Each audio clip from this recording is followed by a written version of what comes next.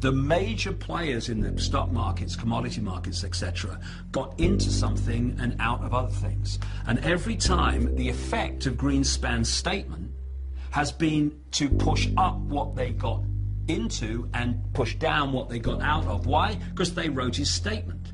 The whole economic system is about whether people have confidence in it, and the confidence comes from the people who run it. And so what we're going to see, and we've started to see this with Greenspan, is we're going to see more and more negative statements about the economy, and we're going to see a breaking of confidence in it, and therefore we're going to see its demise, its collapse. Now, this won't collapse catastrophically for the elite, because people say to me, well, why would these elite people, why would they crash the stock market when they had lots of money in it? Well, if you know a stock market is going to crash, or a commodity is going to crash because you're the one who's going to crash it, then what do?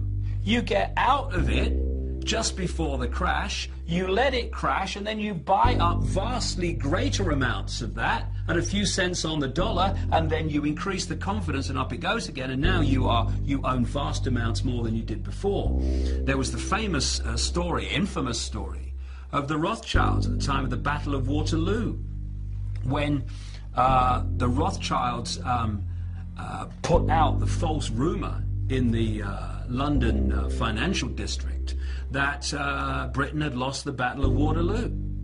And of course, everything crashed.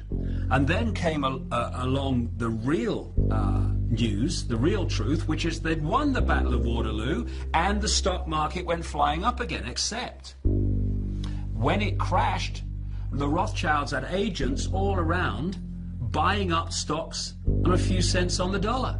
And at the end of that day, the Rothschilds were vastly more wealthy and powerful than they were before. So if a stock market crashes or an economic system crashes, it's because those who move trillions of dollars around it every day have made it crash. And in a world where money is king, where money decides choice, where money decides life possibility, what greater way of creating chaos and fear than a collapse of the economy? And we're already seeing that happen. It works like this. This is how the economic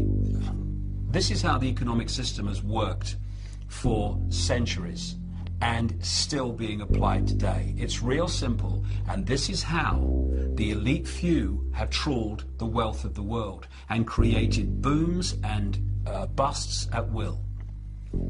Stage one, they push interest rates down, start recognizing the cycle that's just coming to an end, and they put lots of money into circulation, what we call money, because it's not governments that put money into circulation. It's private banks controlled by the same pyramid, making loans to people, credit loans. That's how money's put into circulation, not by governments.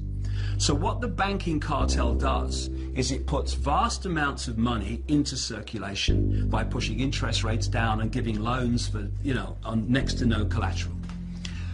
What happens then is there's lots of economic activity because there's lots of money swirling around, so there's lots of units of exchange to buy goods. So what happens is people get more confident, they take out more debt themselves, because, we can have a bigger house now, darling. Gosh, the economy's doing so well, we'll have a bigger car, we'll have 2 holidays, vacations a year now, or 3 maybe, because we're doing ever so well. And what do businesses do? They get into more debt, because crikey, we've got all this demand, we've got to invest in plant and machinery and more staff and all this, so we can meet demand. And then, that is in effect, the elite, economically, putting the fishing line out. And then at some point, and we're closing in on that point now, they start reeling the fishing line in. Because what they do is they start pushing interest rates up. Now what happens is lots of money that was circulating here, buying things and creating economic activity, is now going out of the economy to pay increased interest rates on the debts that people have. As a result of that, There's fewer things being bought and sold. Companies don't need as many people working for them. They're now stuck with all this debt and all this plant and machinery that they had that they don't need anymore. People can no longer pay their mortgages, so now there's a problem with the mortgage companies, and they have a problem because they've got to lose their home. And as more and more people do that, the value of homes goes down until eventually it's a point where they're worth less than you actually paid for them. And what we're seeing then is a bust being manipulated. And it's happening for one reason and one reason only. The amount of units of exchange in circulation is being removed from the economy. What we're seeing now are the signs that they're now manipulating a bust in this very way to create as much chaos and panic and fear as possible, because panic, fear, and chaos are a manipulator's dream.